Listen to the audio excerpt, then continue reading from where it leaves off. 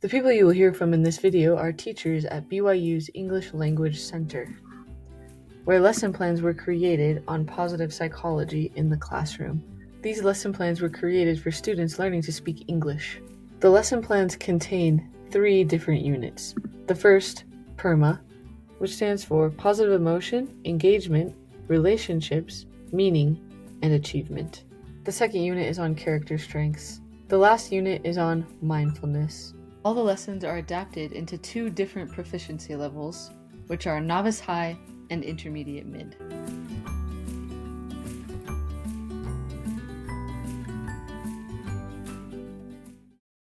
It's really exciting to be part of a group of professionals who see the value in positive psychology in a language learning and educational setting. It's exciting to think about how this can help students in the language learning process. It was kind of cool, the setup of it, how we had them like on a specific day and this is the topic. And the students received those very positively. They wanted to find out more. They were very involved in the conversations or activities that we've had. Yeah, it's been very positive, very open to things. And another good thing about it was that whenever we would talk about a topic, they would say, oh, I need to work on this. This is something that I lack right now, but I need to work on this. This is very helpful to me. So kind of the hope is that they'll take this outside of class and practice and, get better at it. But for the most part, I feel like at least they were aware of things that they could do to improve themselves, to make their lives a little happier because of these lessons. We had such wonderful discussions. People were happy. People were excited. They enjoyed the lessons.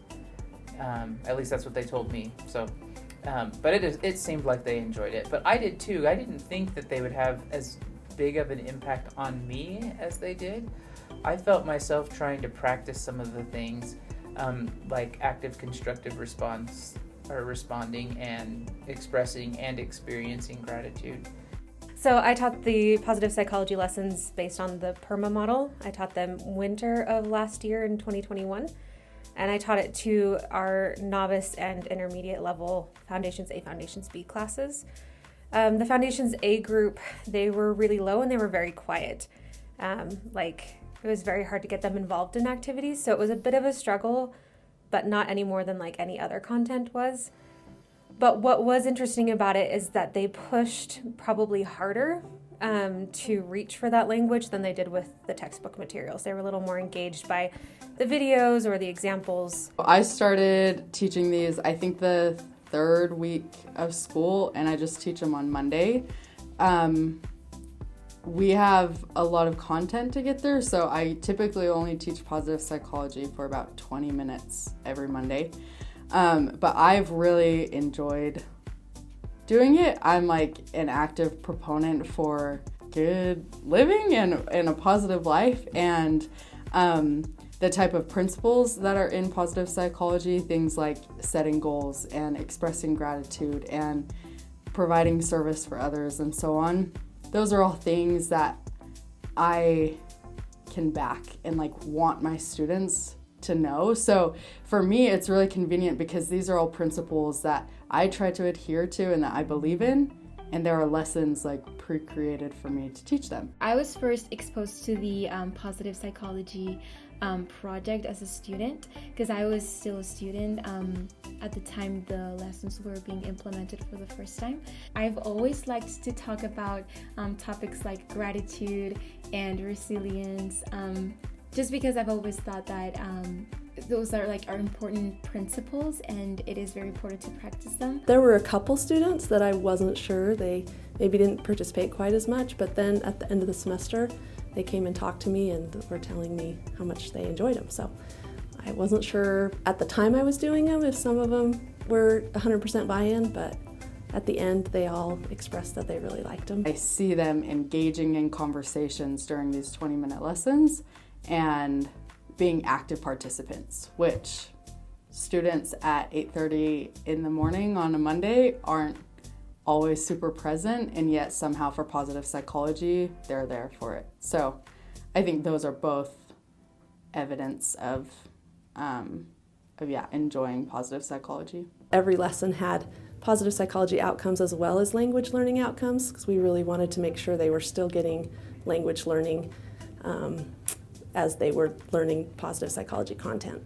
When we have positive psychology learning outcomes and language learning outcomes, we can kind of mesh them together. So if the point is for students to express gratitude and recognize the value of gratitude, then your lesson for a lower level class could be memorizing I'm grateful for, I'm thankful for, I appreciate. So you're incorporating language learning outcomes using positive psychology as the content, and not necessarily the outcome, which is increased language learning. But probably the most interesting thing that happened with that group, as one of the Foundations B students wrote me during the break after the semester to let me know that he had actually volunteered at a local organization here in Provo to practice his English between semesters. All based on that conversation that we had that day in the positive psychology lesson about volunteering. So he had asked me afterward for a copy of the list of places, local places, and then actually did something with it, which was very cool. I felt like I really connected with that class more than I had with previous classes, maybe just because we talked a little bit more about, some personal experiences and just, having the positive emotion that we felt when we talked about these topics like gratitude and service. And I feel like I got to know my students on a little bit different level than I had in previous classes. And yeah, I felt that, for me it was positive. It reminded me of all those things as well, practicing gratitude in my life, showing more kindness, those kinds of things. But also it just changed, for me, it changed the environment and kind of the attitude in our class. I felt like as a class we really kind of bonded, and it was a really positive experience for me. Students got emotional, and they even said, I need to do more of this. And actually this semester, one of my students, he made a plan from the first gratitude lesson that we had. He made a plan to say thank you to someone every single day and to show more gratitude to people every single day. And he's done it, and he sends me reports every week on how that's going and how that's helping him. My only negative reaction has been that teachers don't understand the purpose of what we're doing, and they don't understand that it is language learning. It's not just positive psychology. And so what I have noticed working with teachers is that once they capture that vision, that it's not, like we talked about before, it's not other, it's part of the curriculum, that it's supporting the language learning, that it is just as meaningful as talking about transportation or talking about families or whatever it is. These lessons are just content that we're exploring language through. So once they understand that, then the teachers are on board and it's successful. Creating the lessons was actually a lot more work than I thought it would be. It was fun, but it took a lot longer than I had anticipated. So I was grateful because we had a team of us that were creating lessons, so I didn't have to create them all myself, which I was very grateful for. But yeah, it took a lot more planning and effort than I thought. But it was enjoyable. It was fun to look for resources and to, try to think of ways that we could help the students understand those concepts. It was actually a very eye-opening experience because I didn't know that positive psychology could connect to language learning. I think it was a good experience. I felt a lot of pressure for these lessons to be really well done, just because there was a group of us that were teaching those. So it can get, if I'm teaching it myself, something that I create, it's a lot easier to teach it. But having someone else teach your lesson and kind of see your vision with that lesson, it kind of put a little bit of a pressure on me. I spend more time on creating these lessons than I usually spend on regular lessons that I use in my classes.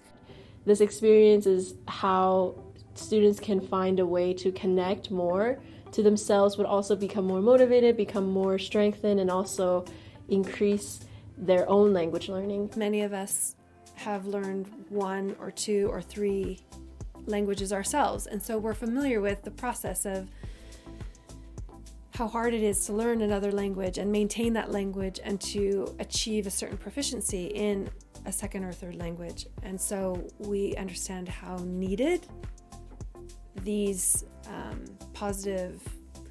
these psychological, not interventions, but helps that improve the process. I especially feel like the PERMA lessons had a big impact because so many people, there was a lot of adrenaline because we just started, right? People were excited, they were pumped, and they went in with this, I'm going to get feedback, I'm going to do this.